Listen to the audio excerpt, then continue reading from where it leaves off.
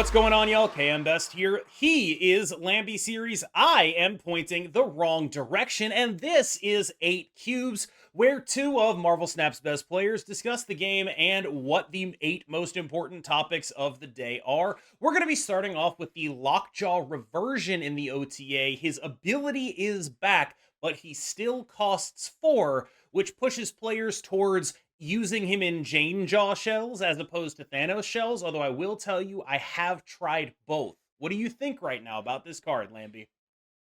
Yeah, so the biggest problem that didn't change for Lockjaw, I think, is its cost, right? Like a lot of things are not doable, more difficult to be done when it's actually a 4 cost instead of a 3 cost. Having said that, yes, now your Lockjaw you can spam with Lockjaw right now. Yes.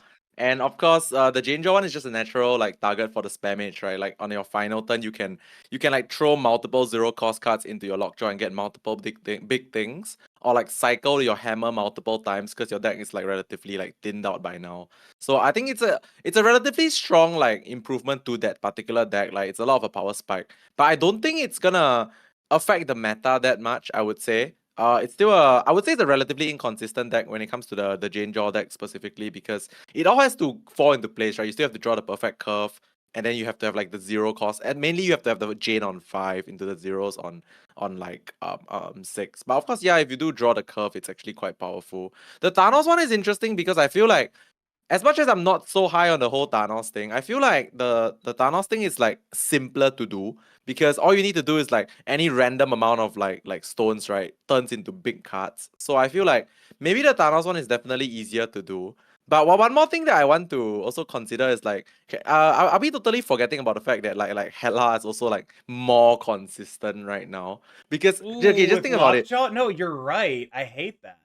Right, like there is okay, absolutely no way is a bit too strong of a word, but there's so little chance that you don't see Hela on turn 6 right now, right? Because you literally can dump like everything into the lockjaw and you can cycle multiple times. You can even blink. Okay, you don't blink the lockjaw, but you have like 2 lockjaws now, right? You have the blink, Yeah. you have the actual lockjaw. It's kind of almost impossible that you don't Yeah. see the Hela on turn 6. So That it's is kind of interesting. interesting.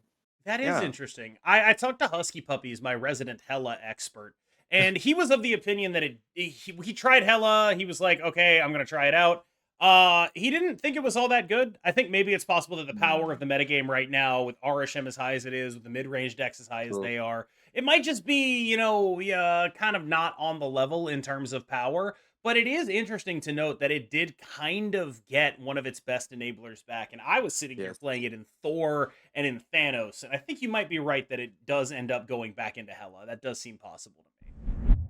Next up is Mockingbird, going from a 5/9 to a 6/10. A fairly significant nerf, but not one that I expect to make her in any kind of reasonable unplayability. Where it does matter that you can Shang-Chi this card now. That is important because you were previously able to just play it with impunity and not have to worry about anything. You do have to invest more into it. I am a little bit suspicious of just Mysterio as your Mockingbird enabler right now. However, it is going to reward people who invest into it more. And interestingly, one of the notable things that I picked up on about this card was Nick Fury can give it to you now, and that is a huge Oh. deal in RSM. That like actually legitimately matters. You get a second Mockingbird off Nick Fury. That's some crazy stuff. Coming from a guy who lost 8 cubes to a guy playing double Mockingbird Blob final turn, it's good. I promise you that's a good thing to do. But yes, Nick Fury generating that card is really, really interesting for that. As far as Mockingbird itself, I cut it from my Thena midrange deck. You can either cut it or invest more heavily in the Mysterio. So the way I think about it is either you cut it and run something else, or you go towards being a Sasquatch Gwenpool deck so you get more out of what you're already investing in it. That's sort of where my head is at. What do you think about Mockingbird right now? Yeah, so I actually kind of like the whole mention of Nick Fury here because I'm also running like Valentina in my Orisham deck, and Valentina gets you like a 4/7, right? Which is when it gets discounted, it's practically free anyway. So yeah, I kind of like the fact that it's a 6/6 cost card right now. But I do agree also that it's actually a very big deal, isn't it? The ability to get shanked right now Yeah. because like Mockingbird. Okay, I know there's like zero cost Mockingbird on turn 6 potential, but like in RHM decks, for example, or Mockingbird sometimes just comes down on curve, like you play one or two things, Yeah. and then Mockingbird is like 3 cost, 4 cost. You just slam it on curve because it's the best big thing to do. But now the best big thing to do is actually Shankable, so it's like maybe no longer the best big thing to do on curve. It's for sure relevant. But to me the cost it becoming like one cost more expensive, it's like less relevant than the fact that it's now shankable to me. So I feel like if it was like a 6-9, I actually think it's like better than 6-10, honestly. I think that's probably true. However, there is some upside for this Mockingbird at 610. It goes in Deathbird a little bit better now, right? Like you are able Mm. to be more of a Scar deck when it is 610. So there is some things that this card is now better at doing at 10. Mostly that just involves the card Scar, which is fairly mediocre, but it is a real deck. I would qualify it as I do expect to see people trying to play that deck. I mean, the Thanos lovers will be very happy, right? Like, you got one more thing. Like, you're already playing Mockingbird in the Thanos deck, right? So Yeah. now your so-called Mockingbird enables the Scar to be even closer to 0. That's, I think, super relevant as well. Not saying that Thanos is relevant, but like, if you are a Thanos enjoyer, like, I think this would be a buff for you. Yeah. Let's talk about potentially the least impactful change of the entire OTA, and unfortunately, the one that they were probably hoping would do the most.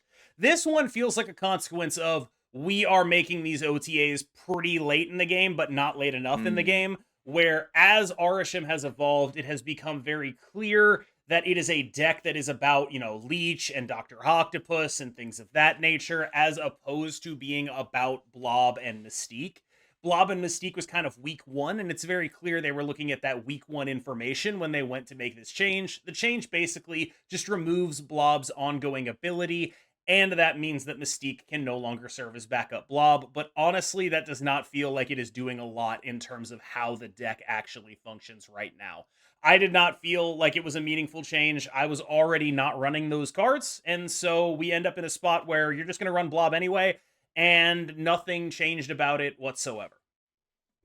Yeah, I played a lot of RHM actually, like the last few days. I played some like tournaments and stuff like that. I think most people and even myself have been like actually also phasing out the whole Mystique Blob thing in favor of like other options in the RHM deck as well. Yeah, I think Blob in a weird way it could possibly be like a buff, right? Because it doesn't have an ongoing ability anymore, so you cannot like rogue it and stuff like that. So Yeah, but like that wasn't super relevant outside of the first yeah, pick that's either, true. That's right? true. I don't know. Yeah, it doesn't really do much per se. I mean, at the end of the day, if the blob mystique thing was like a very popular thing to still be doing, then yes, it's undoable right now. Like you can't actually do it right now. But it's not. So yeah, I guess it's a little bit insignificant. Yeah. And I mean, there is one situation where it is a buff, and it's like against a cannonball deck.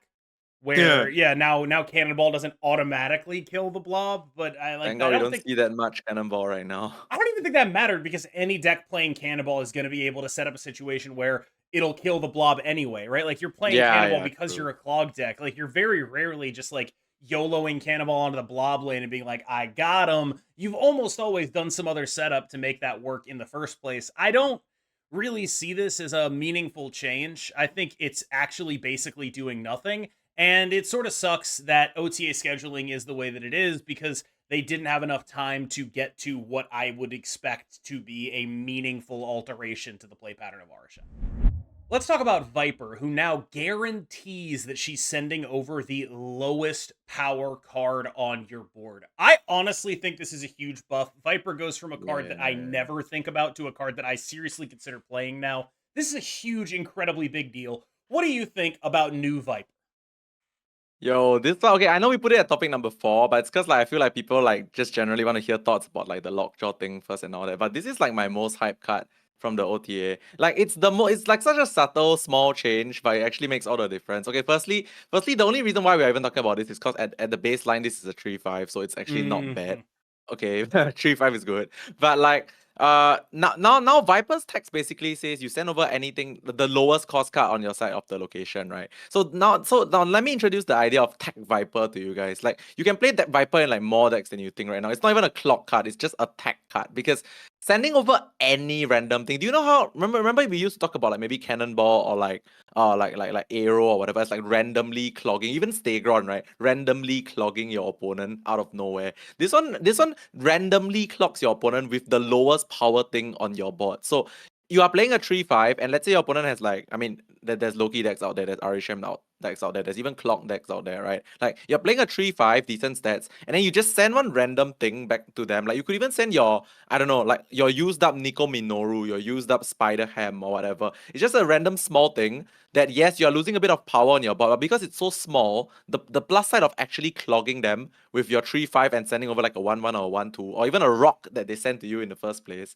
is amazing, right? So I feel like there's room for exploration for Tech Viper, so much so that you could play it in. I don't know if you play it in like your mid-range decks and stuff like that, but I feel like there's like many spots where you can just play a Viper in your deck, and it will surprise a lot of people. And even if it doesn't actually do anything, it's still a 3-5, right? Like with the upside of maybe clogging your opponent now with the lowest cost card.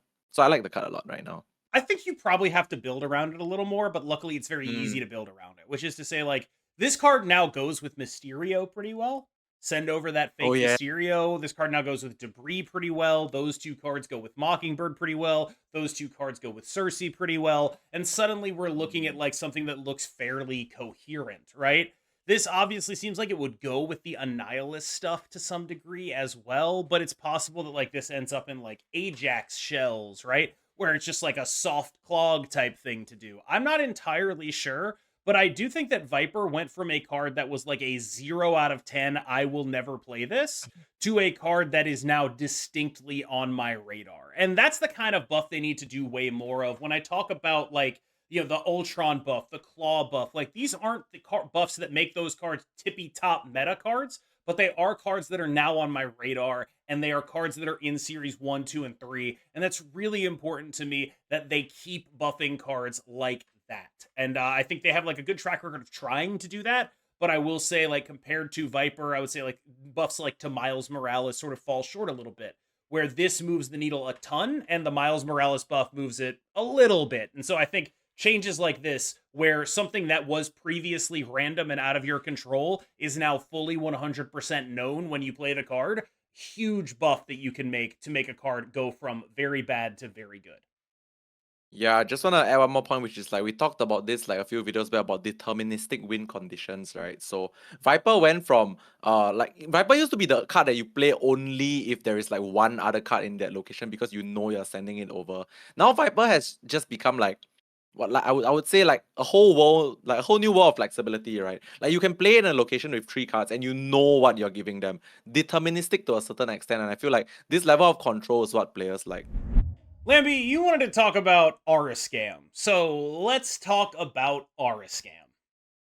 Right, so we all know what makes Arishem good to begin with. It's the energy cheat, right? I'm playing like cards ahead of schedule, ahead of curve. That's the ongoing thing that makes Arishem OP right now. But recently, I didn't like just realize this, but like I proved it to myself. I always believe that like Arishem is the good player killer. So fun fact, you might think this is like luck, but it's actually like it's not just luck, it's planning. So I won 8 cubes from multiple people in tournament settings recently by randomly generating a Tribunal and randomly generating a Galactus. So like the point that I'm trying to yep. The point that I'm trying to make is that like we always say this, right? Like, if your opponent snaps into your Arishem deck or snaps back into your Arishem, they have the Dark Hawk, they have like the Cosmo for your blob, they have all those like weird things that like they know they can beat your deck with. But like the thing that they cannot beat and they cannot play around, which is the random generation of Arishem. So you can formulate a game plan around, like we said this so many times already. You can formulate a game plan around like, all right, they snap me. If I choose to stay, I'm staying with a win condition that is not what they can beat.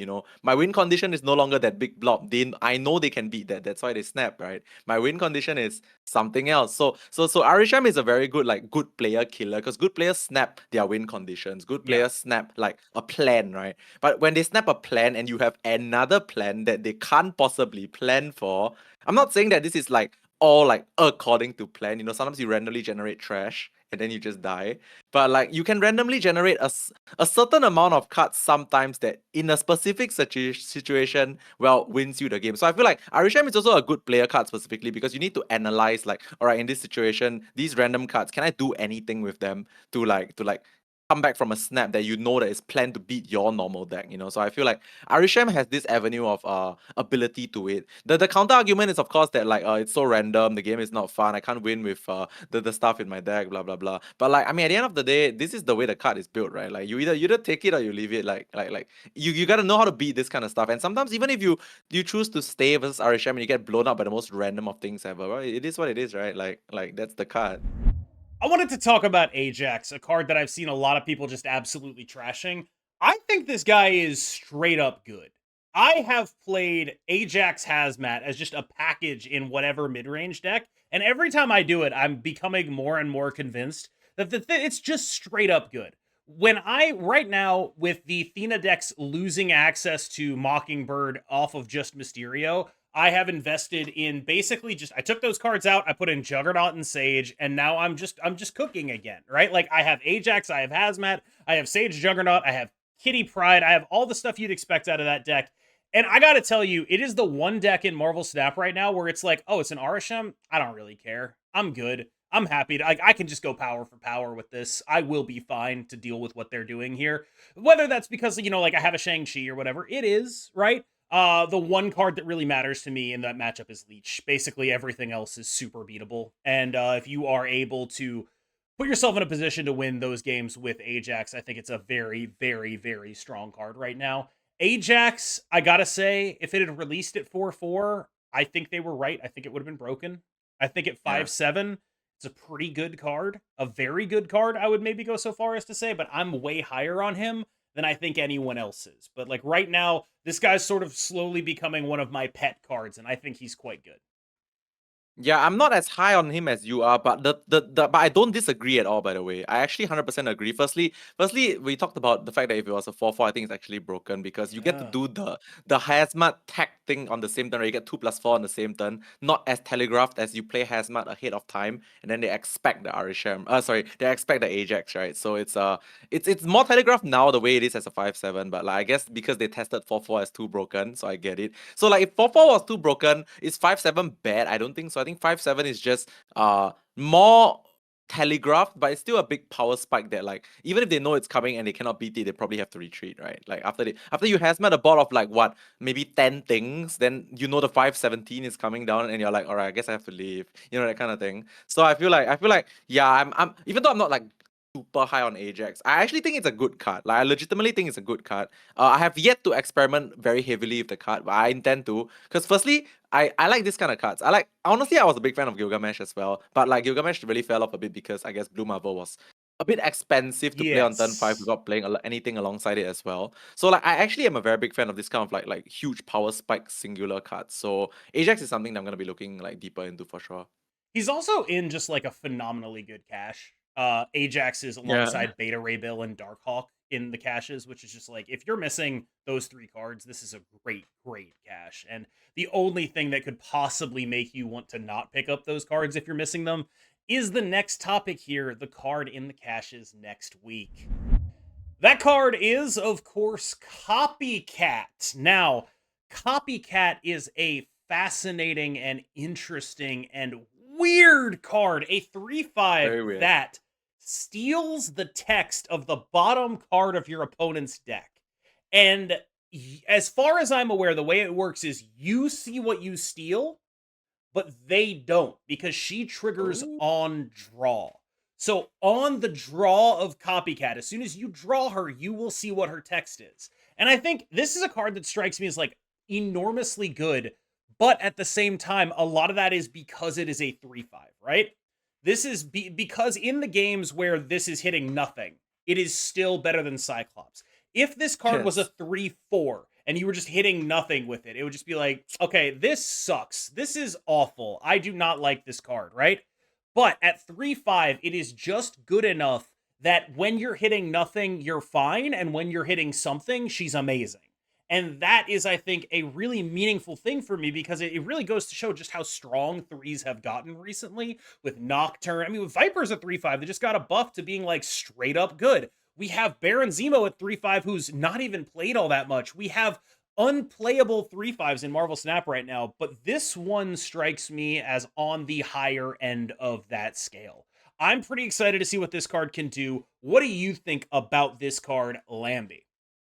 I mean, I love this kind of cards. Like, I mean, I Yeah. already love RHM. So like, I'm not saying that like I love. Okay, but I kind of, yes, I do love RNG to a certain extent. But like, I feel like this kind of cards is like the kind of cards that like you play a 3-5 in your deck. Yes, it's fine. Like if it hits something bad, it's still a 3-5. You can just curve out with it, right? But if it hits something good, your opponent will never know. It has the cable effect, right? It has the cable effect whereby like if cable steals something important, you will never know, but your opponent does, you know. So you have information, and I feel like information tagged to a 3-5 body is actually very important. If, like you said, if this was not a 3-5, no one would even be Yeah. thinking about it, because the downside of having randomness in your deck is mitigated by stats. Okay, that's the pitch, right? The downside of randomness is mitigated by stats, and I think that's a very important thing. Like I feel like now, like the gold standard is 3-5, and even like you said, 3-5 may not see play like Zemo, correct? So it has to be like any new like 3-cost card to be considered good is like 3-5 body with some sort of decent effect, or something extremely busted in terms of its effect, but like 3-1 power, you know, that kind of thing, like how Werewolf used to be, that kind of thing. So like I feel like this card is something that I would definitely experiment. Like if you throw this into an RHM deck, it's like next level RNG, right? Or if you, I guess you can play this in your normal mid-range deck as well, because it's a 3-5 with an upside sometimes, you know. Like can you imagine if this is like your opponent's, okay, let's just say an RHM deck, right? This is your opponent's Dark Hawk. Like you know you won that game, right? You kind of know you just won that game, but they don't know, you know. They might be snapping, or like they might be a bit less like more risky, and they might be I'm snapping because my deck has a Dark Hawk that I could draw, but you already have their Dark Hawk effect on the copycat, which is Yeah. hilarious. Then you're just like, okay, I'm just gonna write it out to turn 5, snap you back, and you have no idea. So like it's kind of cool. I think I'm excited for this card for sure. I think that the 3 cost is actually pretty interesting here because this is a card that's releasing in a metagame that's like pretty bad for it, which is to say an RSM one, right? Like Mhm. when you're in a metagame with a deck that generates 12 random cards and puts them in the deck, this card's going to be worse than you would expect it to be. This is a card that looks like it's meant to shine in like mid-range mirrors. You remember the back in the day where we were just playing like mid-range stuff where we would curve like Darkhawk into Doctor Doom? Yeah, That's if what this was this Doom, card, if this was yes. Doctor Doom, I swear. Yes. Oh my god. That's what this card is for. And we haven't had metagames like that in a while. So I do think that like she reads very strong because we expect her to be like that, sort of like a small Iron Lad, but it's like that's not really where we're at with the meta right now. So I do think she's like an interesting and cool card releasing into a metagame that is like not very good for what she does. Let's talk a little bit about alliances. I have started to suspect that I will not be able to name my alliance what I wanted to name it, which is ass, because I want to like I mean sort of A55, right? It's A55. yeah A55 or like at SS or like a double dollar sign. I'm gonna try to pull off one of them, but I do expect that that's probably not going to work. Alliance is of course dropping July 30th, I believe. And I'm interested to see how they end up implementing them. I'm interested to see what they do. I'm hoping that it just means, we all get to hang out and get like some free stuff. I have decided that if anyone like, because I'm going to have a base alliance, right? Like the alliance that I'm in with like a bunch of my friends. But I also wanted to be able to like pay for anyone who wanted to make like a KMBest Discord alliance, right? Because there's people who want to do that, right? I don't know if I'm allowed to pay for it. I have to like literally PayPal people $1 or whatever 100 gold is worth. I think it's 100 gold in order to like open their alliances. Anyway, I'm excited for alliances to drop. I'm hopeful for what they can do. I really hope I can get away with at least one permutation of ass. I'm trying really hard, okay? This is really important to me. All right, so the funny thing is, I also intended. Okay, I didn't intend to do the A55 thing. That's for sure. Okay, but like, I did intend to like, cause my community is relatively like big in my Discord and stuff like that. So I was thinking of doing like a just a chill like close friends group of like people that I actually have become friends with from Marvels. Now like KM Yeah. could be in my alliance. I could be in KM's alliance, right? Just because we are like But I don't think like either of friends. us are going to do that because we both, as content True. creators, have to run our own Yeah, alliances. yeah. It sucks. Yeah, that's true. Yeah, no, but like I also was thinking of like I don't think they can stop us from like gifting gold to people to Yeah. start alliances. Like I think it's perfectly fine. Like you could gift a friend some like gold just to make an alliance or whatever, however you want to do it. So I think there will be like multiple. I mean, bigger content creators might have multiple alliances and stuff like that. But I think my concern with alliances, which I think they haven't really like fully addressed yet, is the ease of like quest completion or whatever you want to call it, right? Like Yeah. quest completion. I personally think with the direction Marvel Snap is going, it should be like very chill. I think it's supposed to be very chill. It's supposed to be like, oh, let me log in, do a bunch of things. Like it cannot be free, obviously, but it cannot be like super difficult. Like I need to spend 3 hours every day dedicated to my guild, to my clan, to my alliances to like complete my mission and get my rewards. And also, of course, there's another thing that a lot of people have been asking me personally, which is, can one person hard carry the alliance? Can one person just like spend 10 hours in one day because they are free and complete all the quests for the alliance? I think that would be, personally, I don't mind that being the case, right? There's definitely gonna be more people that like, some people can play like an hour a day, some people can play like 10 hours a day, that kind of thing. So I feel like if you don't have to like even split the workload, I personally think it's better. But of course, then people are gonna say like, oh, you're not carrying your weight. But come on, this is just a chill thing. It's a casual thing. I'm Like gonna no get one's kicked out gonna of my own complain. alliance for not logging Yeah, no one on is hot gonna location day. yeah, no one is gonna demand a pay cut from you just because you play 1 hour less than me, that kind of thing. I don't think alliances is gonna be like that. So yeah, I'm excited to see how this turns out. What do you guys think in comments? Let me know what you guys think about alliances. I feel like it's a new space of like social interaction that Marvel Snap never had, even though it's like, it's supposed to be a casual thing, but I guess it's a good change, right? Like it's good addition to the game, and then we'll see what happens from there. All right, y'all. Thank you so much for watching. I'm pointing the right way this time. That's Lambie Series. I'm KMBest.